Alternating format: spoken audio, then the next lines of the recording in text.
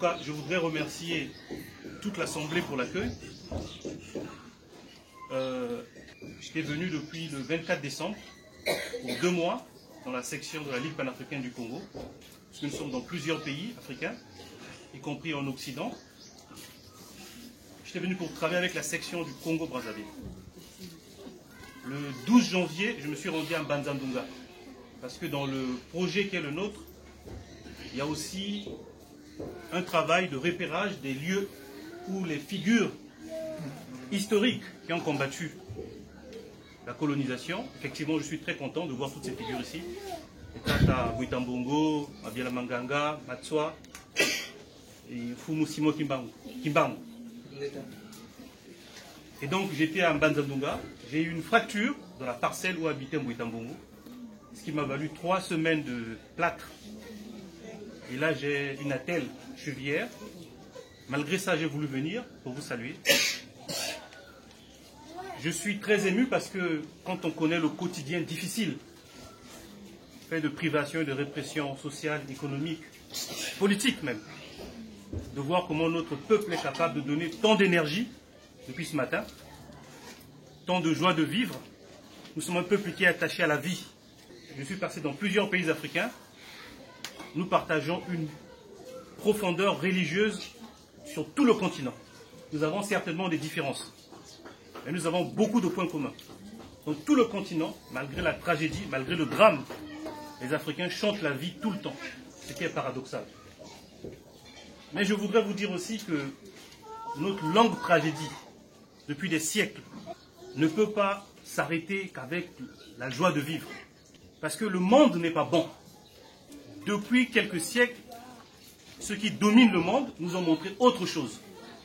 Sans perdre notre identité, sans perdre cette joie de vivre, nous devons être aussi des hommes et des femmes qui ont le tragique, parce que nous avons déjà été esclaves, nous avons été colonisés, nous sommes néocolonisés, mais nous pouvons redevenir encore esclaves. Justement, l'histoire ne fait pas de pitié au peuple qui ne tire pas les conséquences de l'histoire. Parce que l'histoire a tendance à se bégayer quand on ne tire pas les enseignements. C'est pour ça que notre organisation, la Ligue, nous savons que le parapluie moderne, contemporain, pour nous, Africains, du monde et du continent, ce sont les États-Unis d'Afrique. Nous pouvons prendre la chose dans tous les sens.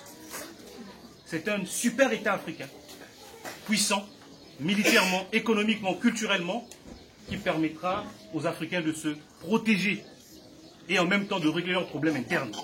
Et pour ce faire, l'aspect culturel, l'aspect spirituel est important. Vous êtes en fait le gardien, vous êtes les promoteurs de la spiritualité africaine. Quand la colonisation a gouverné le continent africain, il y a eu 3 dimensions. Il y a eu la dimension militaire, politique, c'est-à-dire de l'État colonial, l'administration coloniale. Il y a eu la dimension des industriels, le capitalisme, et il y a eu la dimension spirituelle, donc religieuse. Ça veut dire que vous êtes l'avant-garde de ceux qui tiennent ce flambeau, mais il faut que tous les autres aspects fonctionnent.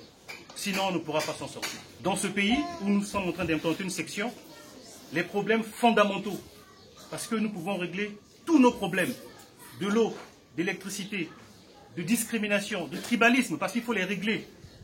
Mais si nous ne réglons pas le problème de la souveraineté, d'une manière ou d'une autre, l'instabilité est toujours là en train de rôder autour de nous. L'instabilité, c'est l'absence de contrôle de nos matières premières. L'instabilité, c'est que nous avons une économie extravertie. C'est-à-dire que nous continuons, comme la colonisation, à vendre nos matières premières à l'état brut, sans les transformer sur place, ce qui nous rend comme des États rentiers. Aujourd'hui, vous êtes victimes aujourd'hui, c'est lié fondamentalement au fait que nous sommes un État extraverti. C'est-à-dire que c'est la poursuite de la colonisation. Je ne vais pas être lent, je vais juste vous remercier et vous dire que nous avons des combats communs. Dans notre combat, nous voudrions que les langues soient étudiées à l'école. Que le Congo, le Lingala, toutes les autres langues qui sont parlées soient étudiées à l'école. Nous voudrions qu'il y ait une théologie, c'est-à-dire que les chaires de théologie dans les universités, que ceux qui sont l'avant-garde de la spiritualité africaine qui tient encore debout ne puissent plus le faire dans des endroits reculés, marginaux, on devrait vous donner le palais du Parlement, on devrait vous donner toutes les salles possibles, on devrait vous donner des chaires d'université pour que toutes ceux qui, en tout cas, tiennent la spiritualité africaine puissent s'exprimer librement. Et je remercie d'autres obédiences de la religion africaine qui sont venues, puisque je vous ai vu parler. Nous voudrions dans notre programme qu'il y ait un clergé africain. La liberté la plus ultime chez un peuple, c'est de définir soi-même sa façon de penser, de prier. Si vous l'avez perdu, vous avez perdu tout. Et c'est pour cela que vous soyez Bundu du Congo, qu'il y ait d'autres à côté. Nous devons accepter ces différences. Parce que ces différences, c'est aussi le prix de la liberté.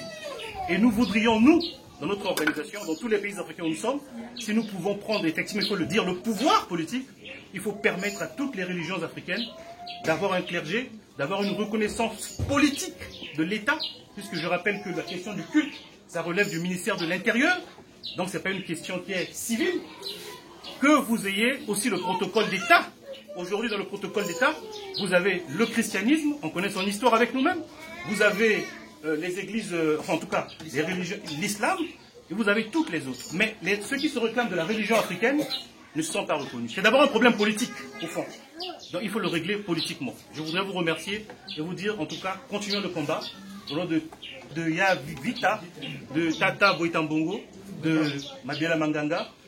Dans mon petit séjour, j'ai découvert que celui qui a découpé Boitambongo, au bord de la Lufulakari, d'abord chez lui, on l'a battu chez lui, je suis allé là où il a été découpé, il s'appelle Lucien Fourneau. La rue où se trouve l'ambassade de l'Angola, la fraternité, le stade marchand, ça s'appelle Lucien Fourneau. C'est l'assassin de Boitambongo. L'assassin de Mabiala Manganga, il s'appelle Marchand, c'est le stade marchand. Donc dans la même rue, nous avons deux criminels. Donc nous avons du travail. Merci.